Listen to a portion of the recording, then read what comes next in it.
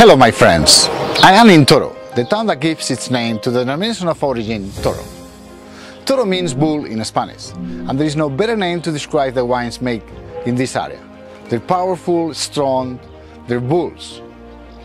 And this strength comes from the grapes. Grapes that take their vigor from vines that have even resisted the attack of a bug, the phylloxera, that devastated most European vineyards in the 19th century. No kidding with Toro wines. Come and walk the region with us.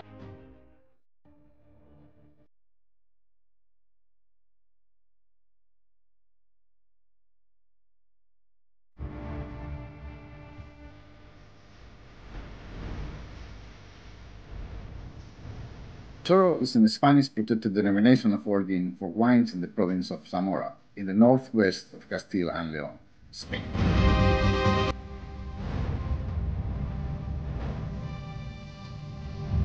The wine production area governed by the Toro DO is situated to the southeast of the province of Zamora and includes part of the natural regions of Tierra del Vino, the land of wine, the Guareña Valley, and Tierra del Toro, the land of Toro.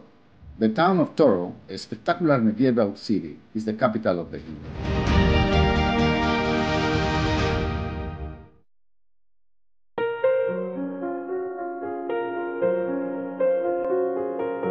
Wine has been made in Toro for a couple of millennia, starting from Celtic tribes that were trained by the ancient Greeks on winemaking practices. Indeed, out of the wine-producing areas in the River Duero, Toro wines were the first to be traded in the Middle Ages. The Spanish court drank Toro wines. King Alphonse IX granted lands to monks in exchange of planting vines in the area. Many of those original churches can still be found in the streets of Toro, like the one behind me. Toro wines gain high reputation in major cities across Spain, partially due to the constant temperature and humidity conditions achieved in subterranean cellars, excavated several meters underground. Toro exports outside Spain grew with the arrival of the phylloxera in the end of the 19th century and continued during the attack of the bug to other areas in Spain, as Toro vines were protected against phylloxera by its sandy soils. This is why Toro still conserves many pre-phylloxera vines with authentic Vitis vinifera roots. After the recognition of the area as an official denomination of origin in 1987, the approximately 50 wineries in the area dedicate strong efforts to the production of traditional wines that are very characteristic of this region. I'm here with Kiko Vigardo, who is the owner of Bodegas Vigardo, and he's going to tell us a little bit about the history of the town Toro, and in particular about this arc, the tower. Kiko, encantado, gracias por recibirnos. Cuéntame un poco la historia de este arco. Un placer. La historia cuenta, leyenda o no, que este arco de reloj está construido con vino en lugar de con agua, porque en aquel momento, aquí tenemos un mural de 1719, nos habla un poco de cómo estaba hecho. En aquel momento era más fácil buscar agua en las bodegas subterráneas que hay alrededor, pues en esta misma plaza, que bajar al río, son un par de kilómetros, que está abajo, bastante más lejos y es más complicado. Sí. Entonces, bueno, era una maravilla en su momento pensar que era más fácil conseguir vino que conseguir agua, ¿no? Ahora no es tan así, pero... Entonces, se piensa que el cemento usado para encajar los ladrillos era hecho con vino. Con vino, exacto. Sí, sí, creo que es algo muy único en el mundo. Y bueno, no tenemos la posibilidad de probarlo, de catarlo, sí, pero para mí tiene todo el sentido del mundo, la verdad. Muy bien, muy bien. Toro tiene mucha historia, mucho relacionada con el vino, porque era el vino de Toro, antiguamente, tradicionalmente, era el vino que es el vino más famoso, el vino que se vendía a la corte, los reyes bebían vino. Exacto, de Toro, sí, sí, en la corte de Sevilla, sí, cuando aquella descubrimiento, sí, de las Indias y tal, bueno, pues Toro sí que tenía sus privilegios, en parte gracias a Fray Diego de Deza, que tenemos una estatua por ahí cerquita, que era una especie de asesor del rey y tal. De hecho, el vino de Toro se sabe que es el primero que fue en el descubrimiento de América, sí, con las carabelas, y una de las carabelas se llamaba pinta, porque sí, la pinta era una medida de vino utilizada aquí en Toro. Técnicamente se supone que como el vino era más fuerte, sabían que aguantaba más las travesías, entonces por el alcohol era un antioxidante, ¿no? Un protector del vino natural. O sea, se comercializaban en aquella época el vino de Porto, el Jerez y el de Toro. Eso es. Por la gradación alcohólica. Por la gradación alcohólica. Al final los jereces y los oportos añades el alcohol, pero en el caso de Toro, pues bueno, pues tenemos la suerte de que sea de manera natural, sí. So I'm here with Carlos Gallego, who is the oenologist of the Regulatory Council of the Denomination of Origin Toro, and we are in subterranean cellar. That is where wine was done in the old times. Carlos, gracias por recibirnos, encantado. Muchas gracias a vosotros. Cuéntame un poco cómo se hacía el vino mucho antes de la formación de la denominación. Estoy hablando siglos antes, ¿no? En la época medieval. Bueno, por lo menos hasta 1505, cuando se promulgan las leyes de Toro aquí en Toro y cuando están los reyes, pues desde ese momento ya tenemos referencias históricas de que el vino de Toro, la tinta de Toro, está presente en la economía de la ciudad. Toro, digamos que ahí está lleno de catedrales del vino subterráneas, como la que estamos. En el 2005 se recuperan 5 bodegas que son visitables ahora mismo, y tradicionalmente pues el vino de Toro se elaboraba en esta bodega, era de la Asociación de los Labradores, pertenece a la Cámara Agraria, y bueno, le llama la Niña Bonita porque la verdad es que tiene 3 plantas y es espectacular. Sí. Son las neveras naturales que había antes, no solo para el vino, sino para todos los alimentos. Lo que pasa que en este caso el vino formaba de una manera importante parte de la economía de la ciudad. Entonces normalmente casi todas las bodegas tenían 2 o 3 plantas. En la planta superior de todos, donde estaba el lagar, sí, que era donde estaba la viga, el uso, donde se pisaba la uva, ahí una vez que se pisaba escurría por canales de teja hasta distintas plantas. En muchas bodegas había tinajas y luego pues muchos envases de madera, que bueno, ahora usamos el roble, pero aquí en España tenemos menos roble y sobre todo había castaño. Entonces la elaboración se hacía más que nada en envase de castaño. Entonces una medida natural de conservación, si ahora estamos en verano y el ambiente de la calle puede ser 25 o 30 grados, pues aquí estamos a 14, 16 grados, sí, pues esto tiene una humedad natural y una temperatura natural, claro, que hace que se conserve el vino y muchos de los alimentos. Formaba parte, obviamente, de la economía de la ciudad. Cuando autorizan a Cristóbal Colón para el descubrimiento de América, pues da nombre a una de las carabelas, la pinta, que aquí la pinta sería una medida de vino, o sea, voy a echar una, claro, pinta, voy a echar una medida de vino, sí, y bueno, pues hemos formado parte, el vino de Toro ha formado parte del descubrimiento de América, por lo tanto, a lo largo de la historia pues ha tenido mucho peso y mucha... Sí. De hecho, fue dentro de las regiones de producción de vinícolas del Duero, desde que nace hasta que muere en Porto, fue el primer vino en ser exportado fuera de la península. Fue el primer vino en ser exportado, y luego cuando vino la filoxera de América y se cargó una gran parte del viñedo de España, pues nuestras tierras, nuestros suelos arenosos, cascajosos, al lado del Duero, hace que este pequeño pulgón tenga muy poca movilidad en las raíces de la planta y hace que nuestra tinta de toro sea más autóctona y más distinta porque las vides son más puras y ha sobrevivido a lo largo de la historia. Y luego, una de las cosas que encuentro un poco peculiares de estas bodegas subterráneas con respecto, por ejemplo, a las de La Rioja, es que hay mucho uso de ladrillo, has comentado la teja para canalizar el vino. Esto seguramente venga de la presencia árabe anterior, ¿no? Pues no lo sé, realmente no lo sé. Mudéjars. Lo que sí que es cierto es que la influencia mudéjar está muy presente y todas las construcciones de todas, por ejemplo, la Colegiata, que es el edificio histórico, empezamos con el románico, terminamos con el gótico, empiezan siglo XI, XII, XIII, entonces la construcción de estos edificios en ese momento se basa en la piedra blanca caliza y en el ladrillo mudéjar. Bueno, Carlos, pues muchas gracias por las explicaciones, un placer. Bueno, pues muchas gracias, que disfrutéis de Toro, de los vinos y de la ciudad. De acuerdo.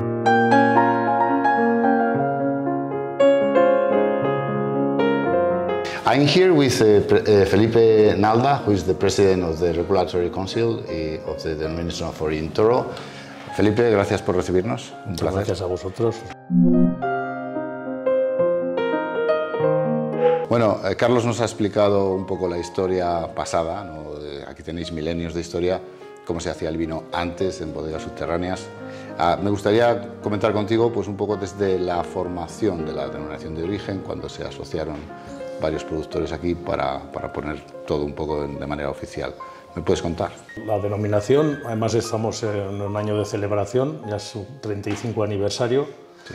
Consta del 1987, cuando se constituyó, gracias a 7 bodegas, 7 pioneros que en ese momento estaban aquí en la denominación y un nutrido conjunto de viticultores de los 15 municipios que tiene la denominación de origen Toro. 12 estarían en la provincia de Zamora y 3 de la provincia de Valladolid. De las 7 productores fundadores en el 87, ahora ¿cuántos productores tenéis? Pues durante los años, en ese 87, los primeros años fue muy estático, no se invertía mucho en la zona. Estas bodegas fueron creciendo las ventas con el marchamo de calidad de lo que es la denominación de origen Toro y con sus 4 variedades. En los años 90 ya empiezan a proyectar, hay proyectos ya de bodegas de otras denominaciones, de otras zonas vitivinícolas, incluso extranjeras, y entonces es cuando ya viene el boom, ¿no? Y ya a partir del 2000 es la gran eclosión, ¿no? Hay muchos grupos bodegueros y familiares que vienen y hasta lo que tenemos actualmente, que son 65. 65. ¿Qué parte de la producción de toro se vende fuera de España? Hemos sobrepasado el 40% de internalización de nuestras ventas totales.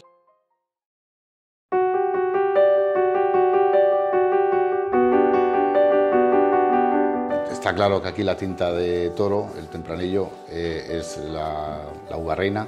También tenéis en tintas otras, garnacha. A la garnacha tinta. Y luego en blancas, ¿qué estáis haciendo? ¿Malvasía? Malvasía castellana, verdejo, y en el último modificación de pliego de condiciones hemos ampliado la gama de blancas, que no ha sido difícil porque como ya tenían un arraigo histórico y tenían un arraigo tradicional, de tradición sobre todo aquí en la zona, incluso en su folclore aparecen muchas veces estas variedades, hemos introducido el albillo real y el moscatel de grano menudo. Y también como novedad, la garnacha tinta, antes con el pliego antiguo solo se podía usar en un 20% en tintos, proporcionalmente. Sí. Y solo, sí, se podían hacer rosados 100% garnacha, pero tintos no. Entonces hemos hecho esa modificación y hoy por hoy existe el tinto 100% garnacha tinta. ¿Tenéis limitada la producción? Supongo por hectárea tenéis limitado la irrigación o no. No, el riego hace unos años sí que había limitaciones que no tenían sentido ninguno, lo digo así de claro, porque no tenía, cuando la viña necesita agua hay que dársela. Entonces lo que sí que hay una restricción, digamos, prevendimia en un tiempo X, que todos los años, pues ahora cuando hagamos ya proyectemos lo que es la vendimia de cara pues, a la producción, a cómo ha ido el ciclo vegetal del viñedo. Entonces ahí ya se pueden tomar medidas como limitar el riego un tiempo antes de lo que es la vendimia, pues vamos a finales de agosto, mediados de agosto, dependiendo un poquito. Y ahí ya también se sopesa pues, si puede haber excesos de producción, si a la hora de aforar alguna viña puede haber algún exceso de producción, entonces pues ahí se le invitaría al viticultor pues, a hacer una poda, una vendimia en verde pues, para limitar esa producción. Y por último, las calificaciones. ¿Qué calificaciones tenéis aquí para el vino? Para el vino tinto. Es prácticamente como en todas las denominaciones de origen. En vinos blancos la novedad, que también tenemos ya un fermentado en barrica, al no estar reglado puede ser crianza o fermentado, pues pasaría a ser como los robles, prácticamente todos los blancos son jóvenes, no pasan, o sea, de la cero no pasan a barrica, pero bueno, existe esa modalidad, también ya hemos dado cabida a vinos dulces y vinos semidulces, e incluso hemos dado paso a espumosos, que aquí es marginal, pero bueno, no hemos intentado poner puertas al campo y bueno, el que tenga esa iniciativa, pues ahí tiene la posibilidad de hacerlo. Bueno, muy bien, Felipe, pues bueno, pues muchas gracias por recibirnos y por todas estas explicaciones. Pues gracias a vosotros. Muy bien.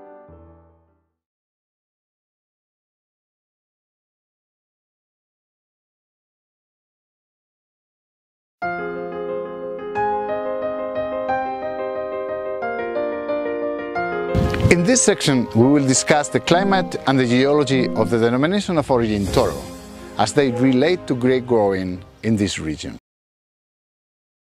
But if I lay down and I play dead and I stay dead, maybe you'll get... The climate in Toro is also evolved, as the DO possesses an extreme continental climate, with long and cold winters and viciously hot summers. Temperatures in winter can get below -10 degrees Celsius, and reach the 40s during the long summer days.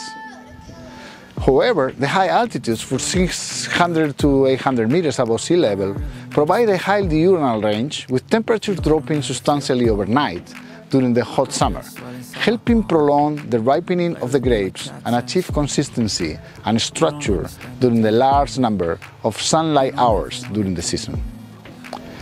Rainfall is right at the minimum limit for grape production, with 350 to 400 millimeters per annum.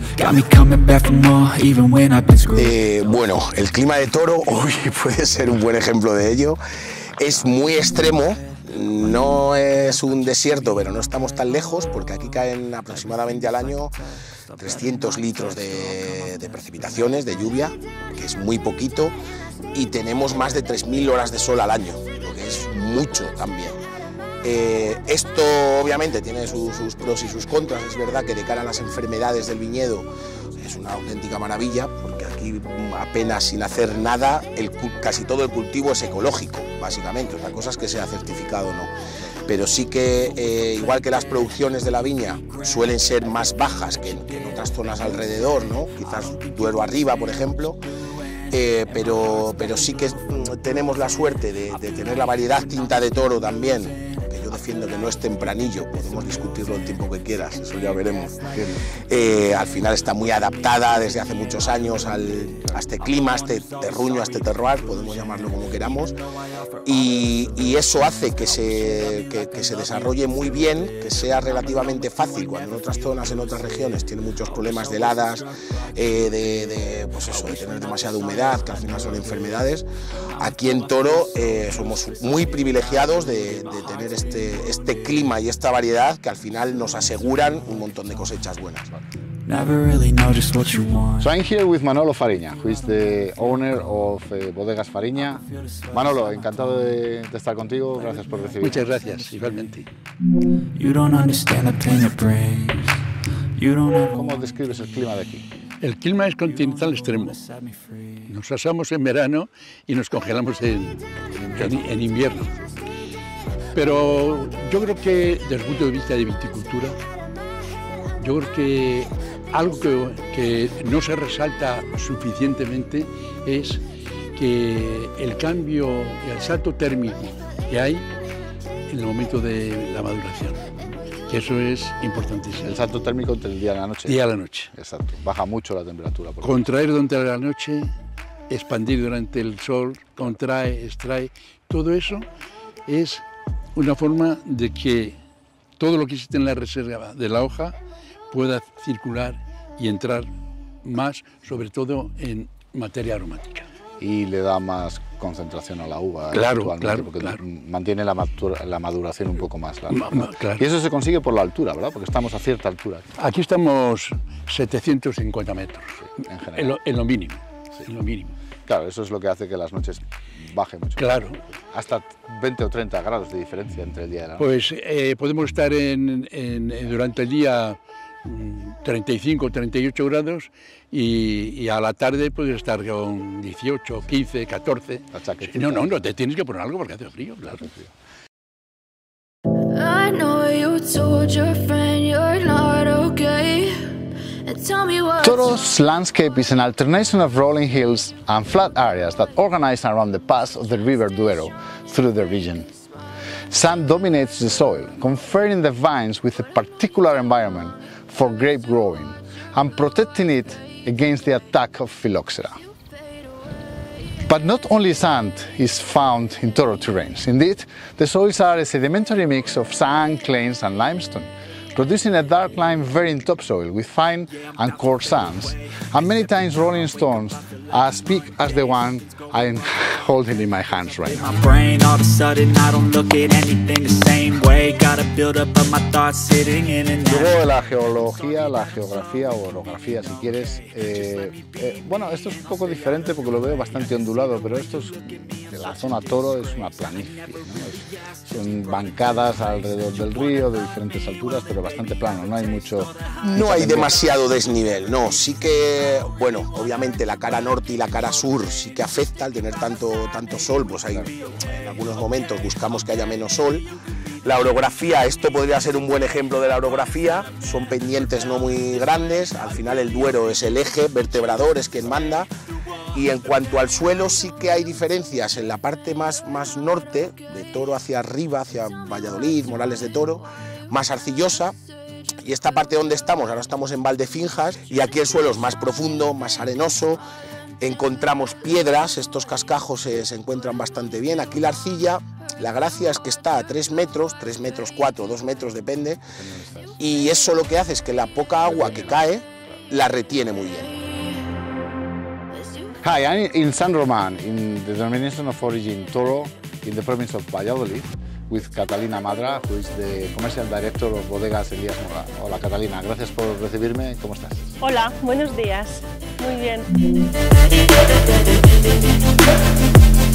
Estáis en la parte de Valladolid, que es una parte que se diferencia bastante del resto de la denominación en el suelo en particular, porque son suelos más arcillosos, porque luego tienen estos cantos rodados, ¿no?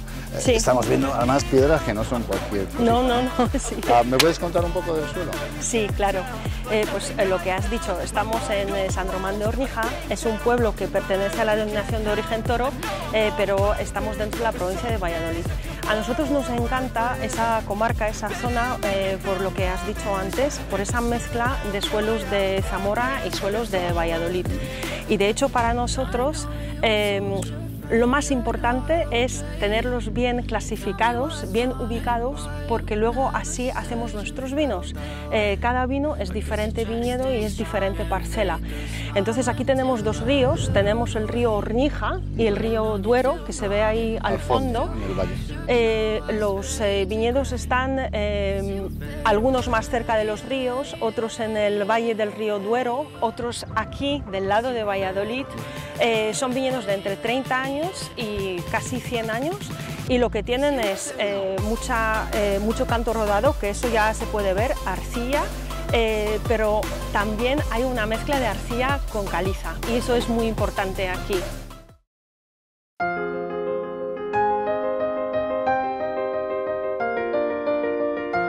I am in San Román, the small town of the Dio Toro, and a perfect place to talk about viticulture and the grapes of this region.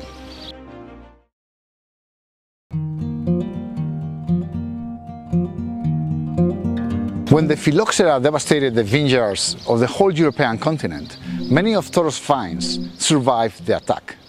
Viticulturists started exporting both wine and grapevines to devastated regions in other parts of Europe and have since maintained a traditional viticultural process for many decades. The River Duero creates a floodplain in the Toro region, providing the vines with a never-ending water resource, which is at times necessary due to the very low rainfall levels in the area. Toro vineyards are planted at high altitudes to benefit from cool nights during the hot maturation months. The best plots are usually found to the south of the river.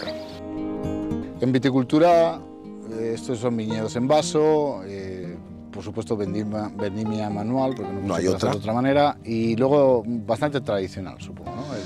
El proceso viticultor. Sí, en realidad tampoco hay demasiado riesgo con la viña, vamos a decir. Igual que a lo mejor en la parte de la bodega sí que puedes jugar un poco más. Aquí hacemos lo que sabemos que funciona. Al final aquí tienes que arar el viñedo un par de veces, quizás 2 o 3 veces por año, un poquito de azufre o de cobre o tal, 1 o 2 veces por esta cosa que decíamos, que es una zona muy seca. La poda no es una poda complicada ni mucho menos, al final el viñedo es bajo, entonces no es verdad que hay algunas viñas que se trata de subirlo para que el racimo no toque el suelo, para que los animales no se lo coman por diferentes razones, pero sí es verdad que es una forma de hacer muy tradicional, sí.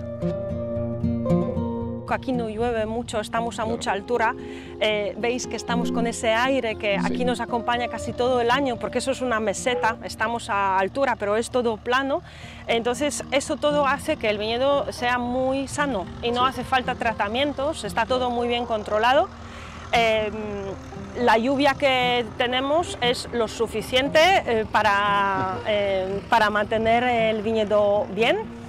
Pasan mucho estrés hídrico durante el verano, pero también lo que es muy bonito de aquí son esos cambios de temperatura de día y noche durante el verano, y eso es lo que les ayuda un poco a recuperarse y a seguir haciendo esa uva que es muy sana.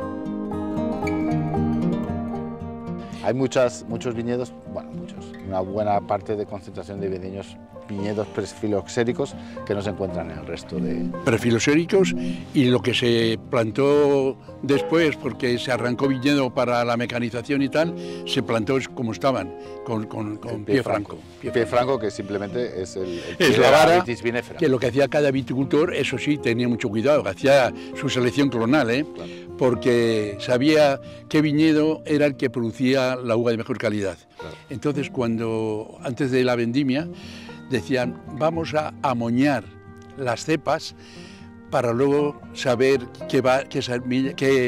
eso. Okay. Y amoñar era que cogían las puntas y las ataban con una cinta para, después de vendimiar, saber cuáles eran las buenas que se habían marcado.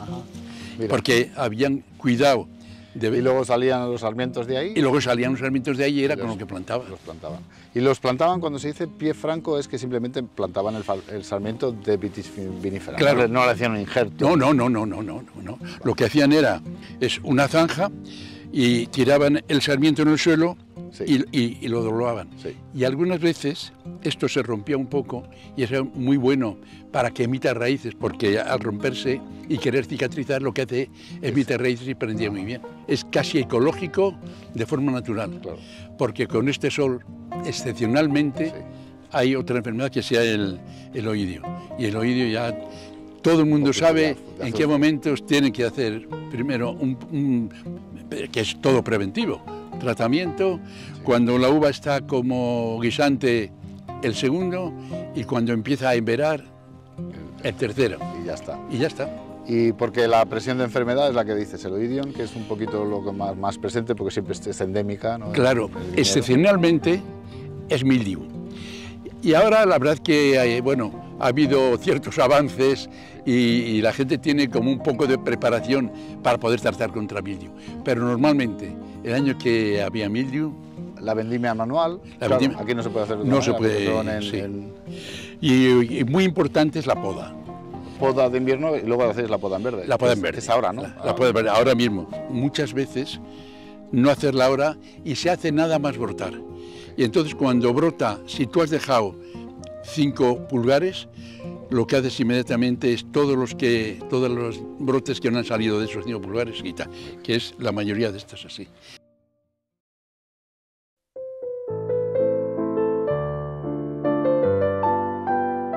Two red grapes dominate plantings in Toro: Tempranillo, which is called Tinta de Toro here, and Garnacha, also known as Tinto Aragonés. Tinta de Toro is the autochthonous variety per excellence of this denomination. Although well known in wine production, it is slightly different from the Tempranillo grapes found in other regions of Spain, as it has adapted to this area and evolved in a very particular way for centuries. One differentiation factor is the fact that Tinta de Toro vines are not grafted in American rootstocks many times, but feed from the sandy soils on its original Vitis vinifera roots. But white grape varieties are also allowed here, including Verdejo, Malvasía Castellana, Albillo Real and Moscatel a Petit Grain. Y luego, por último, la uva. Por supuesto, la Tinta de Toro, no te voy a decir Tempranillo, ya sé que no te gusta. La Tinta de Toro. ¿Por qué es diferente la Tinta de Toro del Tempranillo que puedes encontrar? Sobre todo, más diferencia con el de Rioja, menos con el de Ribera y más parecido al de Ribera, supongo. Pero ¿por qué se hace diferente la uva aquí? El clima y la adaptación hacen mucho. Aquí, por ejemplo, la hoja, ves que tiene mucho más pelito en el envés. Quizás no ahora porque aún no está muy desarrollada, en la época de vendimia se nota más si lo comparáramos con un envés de La Rioja, por ejemplo, que hay más humedad. ¿Qué indica el pelo? Bueno, al final es una adaptación a la sequía. Es para perder, ya que tenemos poco agua, poca humedad, conservarla, ¿no? De eso se trata. La uva es más pequeña, también la producción es más pequeña. Esto hace que se concentre todo mucho más, que tengas más azúcar, más tanino. Entonces, bueno, digamos que hay que equilibrarlo, para mí, con la acidez. Es una de las claves, trabajar mucho en viticultura para equilibrar la acidez. Pues yo creo que estamos en un sitio que la primera diferencia sería la lluvia. Aquí llueve mucho menos, de hecho llevamos los últimos 3 años con menos producción, justo por eso, porque no tenemos la lluvia que nos gustaría tener. ¿Qué más? Estamos a más altura, hace más calor, llueve menos, entonces eso todo hace que la uva es un poquito más pequeña, tiene la piel muy gruesa, entonces tenemos una carga tánica muy importante, claro. Hay mucho color, pero también al mismo tiempo todos los aromas se concentran más. Claro. Entonces yo diría que la Tinta de Toro aquí, vamos, es adaptada a ese tipo de suelo, ese tipo de clima que tenemos durante siglos. Tenemos vinos muy potentes, de mucho color, de mucho tanino, sí. Pero al mismo tiempo vinos que mantienen la fruta y envejecen en la botella, claro. ¿Sabes? De una manera muy elegante, sí, sí, y son vinos muy longevos. Las plantas son como las personas. Sí. Tú vas a un sitio de mucho calor y te quitas la camisa y te pones un pantalón corto. Pero si vas a uno de mucho frío, te pones un abrigo fuerte, te pones un gorro y tal. Exacto. Pues la planta hace lo mismo. Cuando en una zona llueve poco, como es esta, que es yo creo que la mayor diferencia, lo que hace es que si quieres seguir viviendo, lo que tienes es que ir penetrando hacia abajo para encontrar la humedad, para poder vivir. Exacto.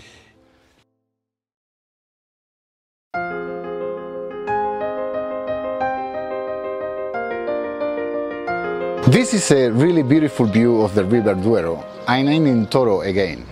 Well, many things happen here. So what a better place to learn about the winemaking in this region. There are varied methods of wine elaboration in Toro, but the most characteristic are those employed in the making of strong, long-lived reds based on Tinta de Toro. These are usually dark and tannic and very savory, even with a jammy taste at times. They're colorful and strong. Variations from the traditional reds based entirely on Tinta de Toro use Garnacha in blends of higher complexity and slightly different character. And although white wines are also made here, Toro mainly focuses on character-driven red wines. We will see how these are done. All right, I'm here with Martín Padín, who is the enologist of Bodegas Matsu. We are in a cooperative. And he's also the enologist of the cooperative, but we're going to be talking about Matsu, Bodegas Matsu here. Hola Martín, encantado, gracias por recibirnos, ¿cómo estás? Muy bien, buenas tardes y muchas gracias por estar aquí en la bodega. Bodegas Matsu hace vinos de los viñedos de la cooperativa, viñedos antiguos de la cooperativa. Esta cooperativa produce mucho y Matsu eventualmente ha ido cogiendo espacio y ahora producís más de la mitad de la producción, la embotelláis vosotros, ¿no? Lo embotellamos para ellos, es decir, hacemos la elaboración, le hacemos todo el proceso y de aquí salen los vinos Matsu, por las directrices que ellos nos marcan, tanto de elaboración como de envejecimiento. Vale. Entonces, bueno, claro, las cooperativas en estas regiones, en general en Europa, yo creo, pero en particular en España y aquí en Castilla y León, tomaron un papel muy importante en una época pasada en el que se empezaron a despoblar las zonas y los viticultores se aunaron para salvar el negocio, digamos, ¿no? Y esto es un ejemplo. La verdad es que fue así, porque al final las cooperativas se formaron porque tuvieron una necesidad los viticultores o los agricultores de poder vender su uva o qué hacer con ella, porque al final era una producción que no sabían cómo defenderla. Esa unión de muchos viticultores formando las cooperativas lo que ha hecho es enriquecer esos viñedos, que no se perdieran, es decir, que se juntaran para poder hacer mucha más fuerza a la hora de vender o de salir al mercado a presentar su producto, ¿no? ¿Cuántos viticultores hay ahora mismo? Aquí en la bodega Covitoro hay 180 viticultores ahora mismo. ¿Todos vuestros vinos hacéis la fermentación, las dos, la alcohólica y la manoláctica, en estos depósitos? Sí, en depósitos de hormigón. Como ves, hay muchos depósitos, son depósitos pequeños, son depósitos de 15.000, 16.000 kilos de capacidad. Eso nos ayuda a que podamos hacer pequeñas elaboraciones, es decir, hacer elaboraciones de parcelas. Al final podemos hacer selección de parcelas en las cuales nosotros podemos ver el potencial de cada parcela y de cada zona y región, con su microclima y su terreno. Bueno, Martín, ahora estamos en la sala de barricas y aquí es donde el vino toma personalidad, ¿no? Como las caras de vuestras etiquetas. Sí, bueno, al final es el punto final o el punto de crianza o de envejecimiento de los vinos. Una vez ya la elaboración está hecha, los depósitos de hormigón con su microoxigenación, pues pasan a esta sala donde al final es donde reposan durante un año, casi dos. ¿Usáis americano como se hacía antaño? Sí, utilizamos americano y francés, porque al final el americano lo que te va a dar es dulzor, esa suavidad, cremosidad, y al final el francés estructura, sobre todo franceses para vinos de más larga guarda, para darte un poquito más de estructura, que eso ya en botella después pueda redondearse y tener más longevidad. Y el americano, al final la tinta de toro es una variedad que tiene estructura de por sí, que muchas veces al americano le sienta muy bien y se ensambla o se redondea muy bien. En las elaboraciones en hormigón hacemos por zonas, por parcelas, como si fuera un parcelario, y después metemos esas parcelas en lotes. Hay algunas parcelas que le sienta mucho mejor roble americano, otras roble francés, de primer año, de segundo, de tercero, dependiendo del producto que vayamos a destinar. Utilizamos roble francés y roble americano, depende del tipo de vino, utilizamos uno u otro, o mezclamos también. Las barricas son de 225 litros y ahí envejecen todos los vinos de la bodega. ¿Tenéis diferentes niveles de tostado? ¿Usáis nuevos y más viejos? Para tener un poco de paleta de colores para luego... Sí, yo creo que el tostado siempre es el mismo, más o menos es medio. Lo que sí que es diferente son diferentes casas de barricas, o sea que sí que trabajamos con diferentes proveedores, mezclamos mucho esto. Las barricas son de roble francés americano y luego normalmente se utiliza hasta 3 años. Y luego hacéis varios estilos, vamos a catar 3, sí. Que llamáis joven, que realmente es también de barrica, sí. Sería un roble, el descarte, que es un poco más envejecido, sí. Y luego uno de los de alta gama, ¿no? El sí, Gran Elías eso es. Mora. Gran Elías ¿Me los Mora, puedes sí. describir un poquito en el Sí. proceso de maduración? Sí, nuestro Viñas Elías Mora, que es el más joven de toda la gama, envejece 6 meses en barricas.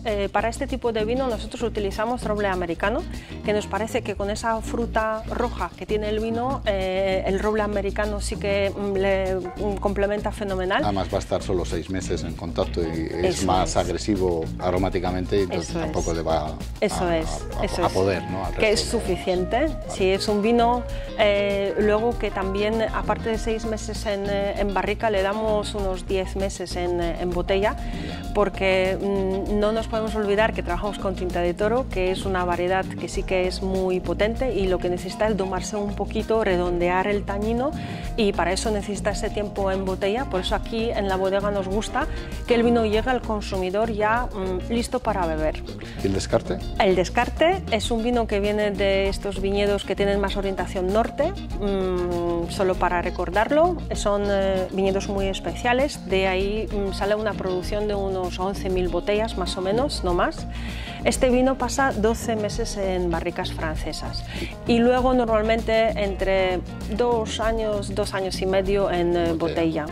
Y el Gran Elías Mora. Y el Gran Elías Mora, que ese sí que es vino muy personal de Vicky. Este vino viene de las parcelas, de estas parcelas que la gente mayor del pueblo le enseñó hace 20 años. Les dijo que esos son una de las mejores parcelas. Gran Elías Mora viene de la parcela, se llama La Senda de los Lobos. No lo hacemos todos los años, y lo que hablamos antes, que en diciembre Vicky aquí se encierra con todas las barricas en el suelo, las está probando y está eligiendo y está decidiendo si vamos a hacer Gran Elías Mora o no. En total, si hacemos el vino pasa 17 meses en barricas francesas y luego otros 2, 3 o 4 años en botella también, dependiendo lo que hemos hablado antes. I'm here with Víctor Conde in Bodegas Fariña, and we're going to be talking about the history of El Primero. Hola Víctor, encantado. ¿Cómo Encantado, estás? ¿qué tal? Bueno, ¿me cuentas un poquito la historia del arte en estas botellas? Primero de Fariña es nuestro vino más reconocido, o uno de los más famosos de la bodega, porque tiene una historia curiosa y porque además es precisamente el primer vino que sale al mercado cada año, igual que los Beaujolais Nouveau franceses. De hecho, este vino tiene origen en que en el año 95 los franceses hicieron unas pruebas nucleares en el atolón de Mururoa y los clientes holandeses decidieron hacer boicot al producto francés. Nuestro importador, que vendía muchísimo Beaujolais Nouveau, le pidió a Manolo Fariña que si podía hacerle un vino similar. Y Manolo le dijo que un Beaujolais no, pero le hacía un Toro Nouveau, que para nosotros ha sido una cosa muy importante. Y empezasteis a poner arte en ese momento, ¿verdad? Efectivamente, desde el principio se comenzó con una etiqueta, con un cuadro. El primer artista que hizo la etiqueta fue un artista holandés, Van der Braak. Lo hizo así durante un par de años. Luego ya los holandeses volvieron a comprar producto francés y nosotros ya, digamos que el primero se hizo un producto más global, más a nivel mercado nacional y para otros mercados. Empezamos a poner pinturas de artistas de la zona, de Salamanca, de Zamora, y desde el año 2006 hacemos un concurso de pintura. Aquí tenéis la etiqueta del año pasado, del año 2021, con el cuadro ganador, y precisamente aquí tenemos la etiqueta ganadora del año 2022. Estos son los 3 finalistas y el del medio el ganador, que es Exacto. el que va a ir en noviembre en las botellas. En noviembre va a ir en las botellas como la etiqueta ganadora. Bueno, Víctor, estamos en vuestra sala de elaboración y aparte del Nouveau que nos has explicado, con el arte tan bonito que teníais, aquí es donde hacéis los vinos con crianza. Por ejemplo, el Gran Colegiata y el que tenéis, el Campus. El Campus, efectivamente. ¿Cómo funciona? ¿Cómo lo elaboráis? Bueno, al final, para nosotros lo más importante es la fruta. Que es el tempranillo que nos explicaba Manolo antes, que le llamáis aquí tinta de toro porque es diferente, ¿no? Exacto, bueno, un poco diferente, ya os ha contado Sí. Manolo. Nosotros lo que hacemos es procurar mantener la esencia de esa uva y en función del vino que queremos elaborar utilizamos una u otra. En el caso del Gran Colegiata original, del Reserva, lo que hacemos es tenerlo 18 meses en barricas de roble americano. Bueno, tengo la Gran Colegiata actual. Exacto. Y tú tienes la primera. Efectivamente, todos los vinos de la bodega en su momento se llamaron Colegiata, que es el monumento más importante que tenemos aquí en Toro, que merece la pena visitar. Lo hemos visto. Y a partir de un cierto momento se empezó a llamar Gran Colegiata, ¿vale? Lo que tenía de especial este vino es que fue uno de los primeros vinos de Toro que fue reconocido en el mercado por una publicación que hubo en una revista suiza, en la revista Vino, ¿vale? Os enseño, si quieres. Sí. Ya hubo un cambio de imagen a botella bordelesa y precisamente esta año, la del 82, participó en una cata de la revista Vinum, que es una revista todavía vigente, que tiene mucha importancia, y en una cata de vinos del Duero en los que estaban presentes las grandes marcas del Duero de aquel momento, fue la que más destacó.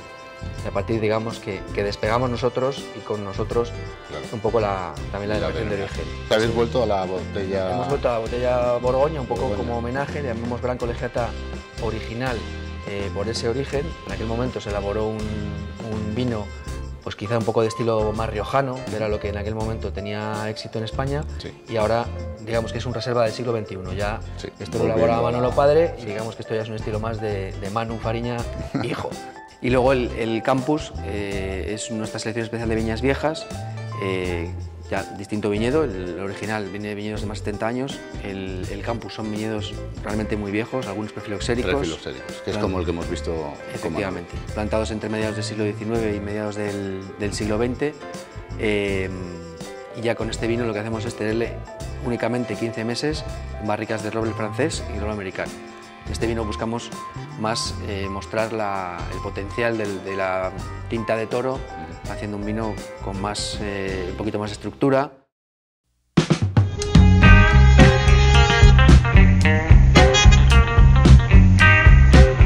Kiko, bueno, estamos ahora en vuestra...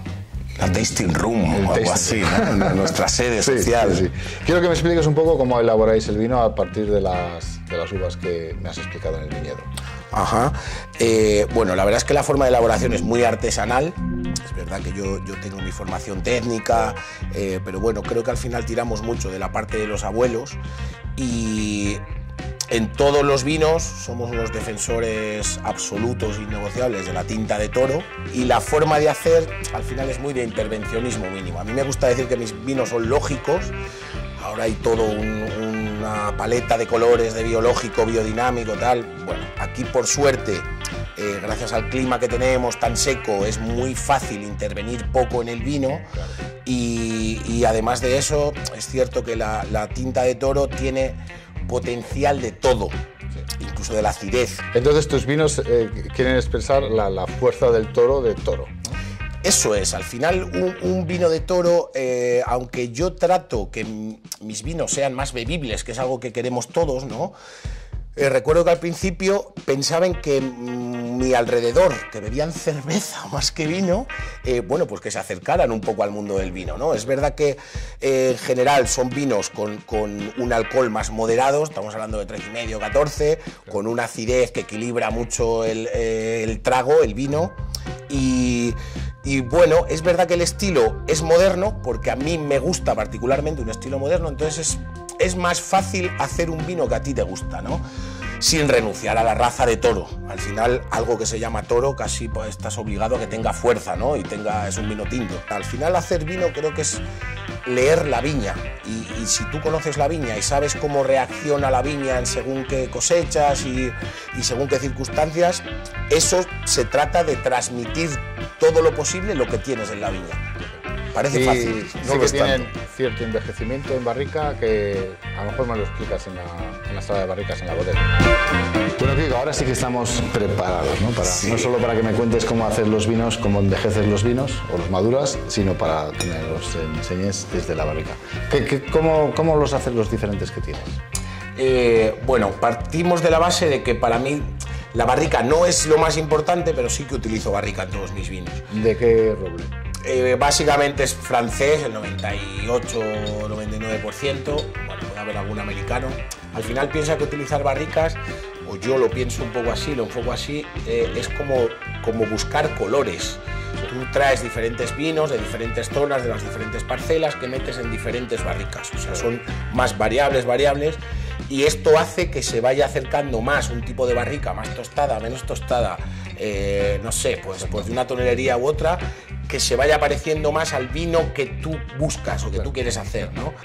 Mira, quiero darte a probar este vino que viene de una parcela que llamamos La Higuera o Pío Viejo. Es una parcela que hemos empezado a vinificar esta cosecha del 2021. Entonces tiene un potencial enorme, pero aún no sé muy bien, seguro va a ser un vino de parcela, pero no sé muy bien cómo lo voy a encajar, cuánto tiempo va a tener de barrica. O sea, estás experimentando. No está bautizado, digamos, ¿no? Es un vino con muchísimo potencial. ¿Cuánto lleva? Esto lleva desde, sí, como desde mediados de octubre, más o menos. O sea, es de la última cosecha. De la última cosecha, sí. La nariz es intensa, se nota. Esto es un viñedo viejo que al final la uva es muy pequeñita, dio muy poca producción, de prácticamente 2 hectáreas sacamos como 2.500 kilos, o sea, 1.200 kilos por hectárea, que es muy poquito. Y bueno, posiblemente esto vaya a ser un vino de guarda similar al pellejo o en la línea de pellejo. Está agresivo, ahí los orgánicos ahora mismo está agresivo. Sí, esto es rock and roll de verdad, más que el de los cuernos. Sí, pero luego son vinos que se afinan mucho, muy elegantes. ¿Cuánto tiempo más crees que tendría que estar para suavizar un poco los duros que tiene ahora? Quizás otros, para los 18 meses, 20 meses de barrica es posible.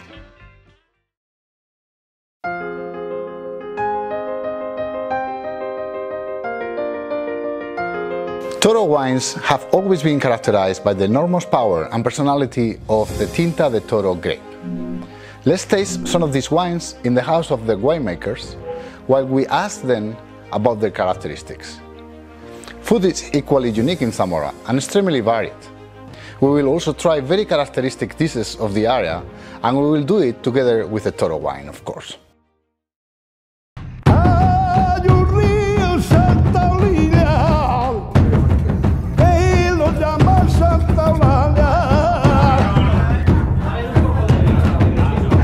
Hay un río en Santa Olivia donde me lave la cara. La primera vez que fui, virgen, la Candelaria. Bueno, la mejor parte siempre es la de la cata. Empezamos con el Malvasía. Buscamos un poco que tuviera esas notas de madera, pero siempre respetando el carácter varietal. Sí. Buscábamos esas flores blancas que tiene la Malvasía. Como ves, es un 2019 y el color es un color muy vivo porque ha sido un año muy fresco también, el 2019, fresco y lluvioso, que lo que hizo es que los blancos pues, pueda perdurar o que aguante mucho más en el tiempo, ¿no? Tiene buena acidez. Como ves, es un vino muy goloso, muy estructural, tiene esa nota de acidez que es muy fresco, que sí, denotan que va a ser un vino de... Está fresco, sí. Es verdad que las notas de madera son más sutiles, más especiadas. Y tiene mucha grasa, esa grasa, pues la verdad es que... Sí, es verdad también. Llena la boca bien. Y ahora el viejo. El viejo. El viejo, que no es despectivo, sino que el anciano. No le habéis puesto anciano, le habéis puesto viejo. El tema de Maxu, eso es un nombre japonés, que significa espera. Tener espera, es decir, que hay que tener paciencia para que la gente no tenga tanta prisa o sacarlo al mercado cuando esté en su momento óptimo. ¿Cuánto tiempo lleva desde la vendimia hasta que lo...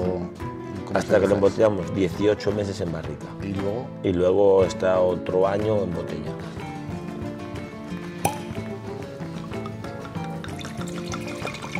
¿Ya se nota diferencia en color? Sí, es un vino que tiene un poquito más de capa. Sí, la elaboración es un poquito diferente. Aquí hay más concentración, buscamos un poquito esa longevidad. En este vino sí que hacemos maloláctica, parte en barrica. Se nota más la barrica aquí ya, sí. La parte especiada y tostada, mucho más presente. Las frutas son un poco más apagadas, quizás más maduras también. Sí.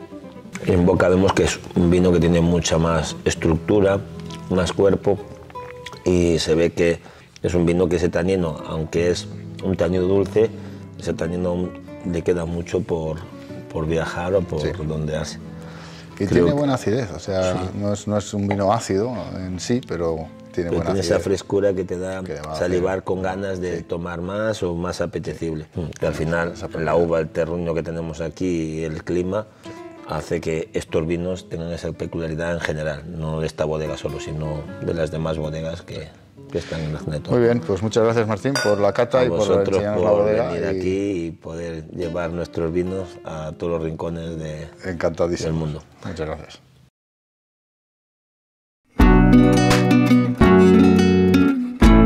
Bueno, la parte más divertida, que es Sí. probar los vinos, ¿no? Vamos a empezar con el roble. Vamos a empezar con el roble. Este vino es el más joven vuestro, pero no significa que sea joven por definición, porque sí que tiene la barrica. Lo hacéis con el espíritu de que sea más frutal, más fácil de beber, más ágil, Eso es. supongo, ¿no? Sí. Este se llama Viñas Elías Mora.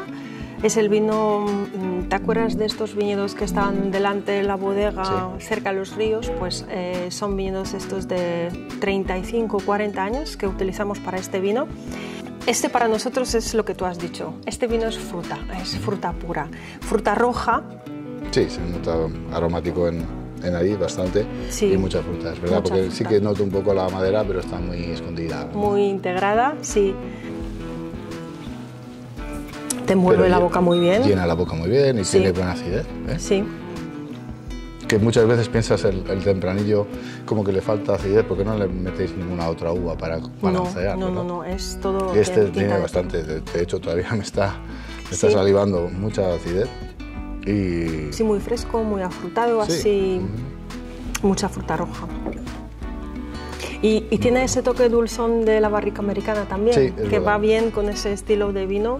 Yo creo que para tomárselo así, ¿sabes? En plan desenfadado, a un mediodía, aperitivo, con un una aperitivo. Sí, que va fenomenal. muy bien, ¿eh? Muy bueno. Bueno, y ahora el último, el dejamos siempre para el final, lo mejor, Sí, ¿no? sí. Es, digamos, el final de la gama vuestra, el vino Gran más Elías. cuidado, el más envejecido y el más distintivo. Sí. Pues venga, vamos a probar. Es Gran Elías Mora. Es de la añada 2015, que también para nosotros ha sido muy buen año, muy buena vendimia, muy buena añada. Ya se ve el color más, tonos más marrones, más envejecido, ¿verdad? Sí, este es el vino que viene de la Senda de los Lobos, una parcela que está a unos 700, 720 metros, más en el valle del río Duero. Hablamos de viñedos muy viejos, todo plantado en vaso. Y me vienen todos esos tonos especiados, tostados, de la Sí. madera, pero ya la fruta ya no está tan presente, pero sí que está Sí. un poco más acompotada. Quizás un poco más frutas negras. Sí, porque esa fruta es eso, es más negra. También aquí sale lo que es típico aquí de la tinta de toro, que es regaliz, no sé si lo notas. Para nosotros este vino tiene como muchas capas y lo que hablamos antes, si los dejamos aquí durante media hora se va Está abriendo, evolucionando, sí. va sacando más cosas. Yo creo que luego sí que saldrá esa fruta, ¿sabes? Pero sí es fruta más madura, es fruta más negra. Noto el alcohol también es bastante alto. Un poquito, sí, también. Aquí tenemos un poco más de alcohol en este vino, es correcto. Sí, este vino tiene ya mucha clase. Es muy elegante, es muy profundo. Ahí sí que vuelven a salir todos los aromas de fruta, como sabes, de esa fruta que es como casis, que es como fruta madura, pero no es dulzona, es como un poco amarga. Es más tánico. Es más tánico, pero si te fijas el tanino es muy redondo, está muy bien integrado, es del año 2015, ya lleva mucho tiempo en botella este vino. Y todavía ¿Ves le puede mejorar en botella. Eso es lo Sí, que sí, iba a sí, decir, sí. sí. Y si ves el color también es... Sí, porque todavía tiene mucha intensidad de complejidad, así que seguramente evolucione con más terciario que lo que tiene todavía, que ya le noto bastante. Catalina, muchas gracias por todas tus explicaciones, enseñarnos vuestra bodega y el viñedo y dejarnos catar estos vinos que son fabulosos. Muchas gracias a vosotros por venir, por visitarnos y por dedicar vuestro tiempo a la bodega de Elías Mora. A vosotros por recibirnos. Eso Salud. es. Muchas gracias, salud.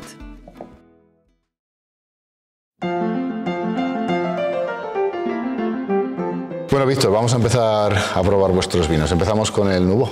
Con el primero. Con el primero, Al principio. perdón. Es un vino hecho para que resalte la fruta, para beber fácil. Efectivamente, un vino fácil de beber, con muchísima fruta. Ágil. Muy aromático. Esa maceración carbónica lo que hace es que el vino, en cuanto te acercas, ya lo hueles. Tiene mucha fruta roja, gominola, incluso la típica fresa de kiosco. Sí, exacto. Este año además tiene aromas bastante florales. Yo digo que es un vino para todos los públicos. Sí, tiene buena acidez. Ahí te rellena bien la boca de sabores de todos los tipos, ¿no? Y muy redondito, muy redondito. Sí, redondo.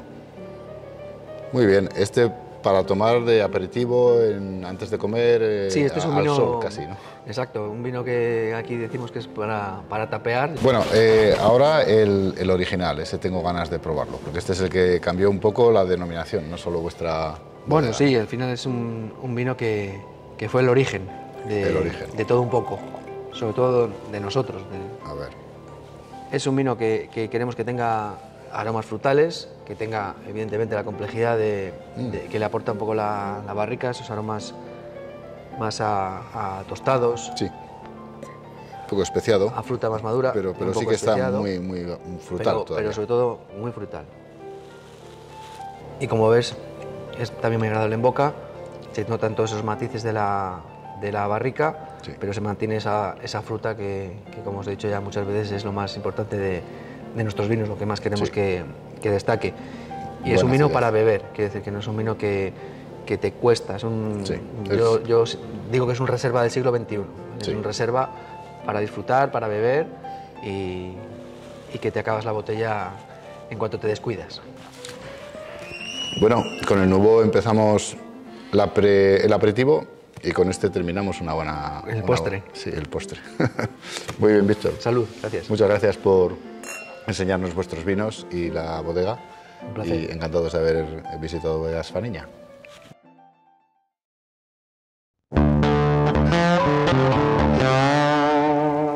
Bueno, la parte más interesante de todo, que es probar los vinos. Empezamos con Con Vigardo. Venga. Exacto. Entonces digamos que este Vigardo es nuestra bandera. Esta cosa de los cuernos quiere decir toro hecho a mano. No tiene mucha profundidad de color, o sea, es bastante... Es bastante ligerito. Piensa que no tiene nada que ver con lo que estaríamos o lo que esperaríamos de un vino de la zona, un vino de toro o un vino en general de un clima tan extremo como el que tenemos aquí. Y bueno, pues 13,5 grados de alcohol, claro. Una maceración mucho más controlada, la extracción más tranquila. Me parece un vino muy versátil, un vino muy para todo el mundo, para alguien que empieza a beber vino. Vigardo puede ser pues un buen primer paso, no deja de tener su complejidad, no deja de tener, bueno, pues al final es un vino... Sí, es bastante aromático. Eso es. Frutas rojas. Es muy de fruta roja este vino, sí, es muy de... Me sale mucha frambuesa, por ejemplo, sale regaliz a veces, que es algo muy de la zona, muy de la tinta de toro. Quiero pensar que es una marca de la casa, este puntito de acidez que no es muy normal en la zona, pero que sí que lo hace mucho más llevadero y que llegue a más público, ¿no? O que guste o encaje a más gente. Un vino fantástico para un aperitivo ligero. Eso es. Acompañar unas tapas. Bueno, y el alto de la gama. El más alto de gama, este es un vino que hemos sacado en 2018, fue la primera cosecha. Es de nuestra viña más vieja, la viña del bisabuelo Tomás Muñoz. Él era pellejero, trabajaba de pellejero, entonces bueno, el pellejo va un poco por ahí, ¿no? Bueno, este entonces supongo ya me lo voy a esperar un poco más señorial, ¿no? Es más señorial, sofisticado. exacto, es un vino más potente, y aquí pasamos a una graduación alcohólica más alta. No se nota la graduación alcohólica, pero bueno, igual que en Maldito Parné, yo creo que el momento de vendimia es la primera viña, porque ya me da lo que yo quiero. Pellejo es la última viña que vendimiamos. Se nota el alcohol, se nota más especiado, se nota una madera, pero muy... Tiene 15 meses de barrica y esto ya es para alguien a quien le gusta el vino, que está acostumbrado a vinos potentes. La acidez también, insisto, le aporta esa frescura, que el vino no sea pesado. Esto para mí se puede acompañar en la sobremesa y beberlo como si fuera un destilado, como un whisky también, acabarte la comida con este vino. Esto para mí, para cualquier torresano, es verdad que ves la colegiata y estás en casa, aunque sea una foto. Y lo mejor es que los que vivían aquí, los monjes de esta iglesia, tenían esta vista fantástica, ¿verdad? Imagínate. De la Vega, un río de vino, de historia de vino y que baña tantas denominaciones diferentes. Sí, la verdad es que creo que ya lo hemos comentado antes, es el eje vertebrador de la región. Imagínate lo que supone asomarte. Yo veo esto cada mañana desde mi casa, no exactamente esto, pero bueno, un poquito más para allá. Y es cierto que se ven un montón de kilómetros. Piensa que aquí es... ¡Coño, Alvarito! ¿Qué tal? ¿Qué pasa, macho? ¿Qué tal? ¿Qué tal, Álvaro? Encantado. ¿Quién? Es un amiguete tuyo. Un amiguete, sí, Estamos señor. haciendo un documental de vino. ¿De vino? Pues un vino sin comida no puede ser. Pues encima va siendo hora, ¿eh? Yo tengo un poquito de hambre. Pues vamos a algún sitio a comer o qué. Mi restaurante está ahí, estáis invitados a conocer mi cocina. Pues no digas más. Siempre llegas en el mejor momento, joder. Qué puntería tienes, Sí, Álvaro. sí. Vamos. ¿Qué nos vas a hacer? El plato típico de aquí de Toro. Como tú sabes, estás en la colegiata, no puede faltar el arroz a la zamorana. Arroz a la zamorana es típico. Es lo típico. Fui el de los primeros en inculcarlo aquí en Toro. Y bueno, pues es una de las especialidades. ¿Tú crees que lo haces mejor que mi madre? Fácilmente. Madre, lo hace rico, seguramente que lo hagan mejor las madres siempre. Oye, pero un arroz está muy bien, pero habrá que acompañar con algún segundo plato, alguna cosa. ¿Qué? Tenemos un bacalao, que por cierto es el campeón de España. Ah, Toma ya. De momento, ¿te han dado un premio? el mejor maridaje de bacalao de España está en la colegiata.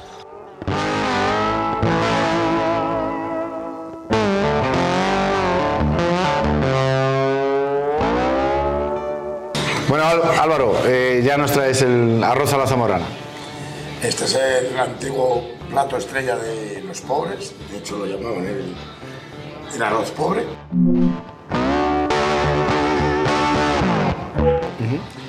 Y bueno, pues se retoca un poco la receta sin cambiar la esencia del plato, ¿vale? Vale. Es un plato contundente que lo usaban porque se basa en el cerdo. Y bueno, pues espero que os guste. Venga, pues sirve un poquito. Al ataque. A ver.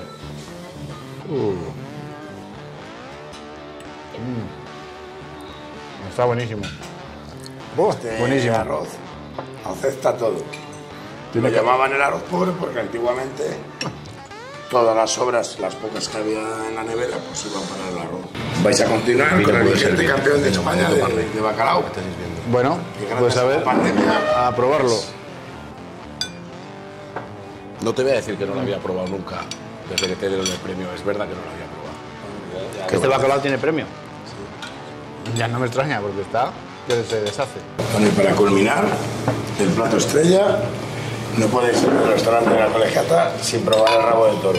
El rabo de toro en Por toro. cierto, hoy está maridado con migardo. El vino de toro no solo vale Criterio el tío, para ¿eh? cocinar, o sea, para beber, sino para salsas ligar. y potencia su sabor.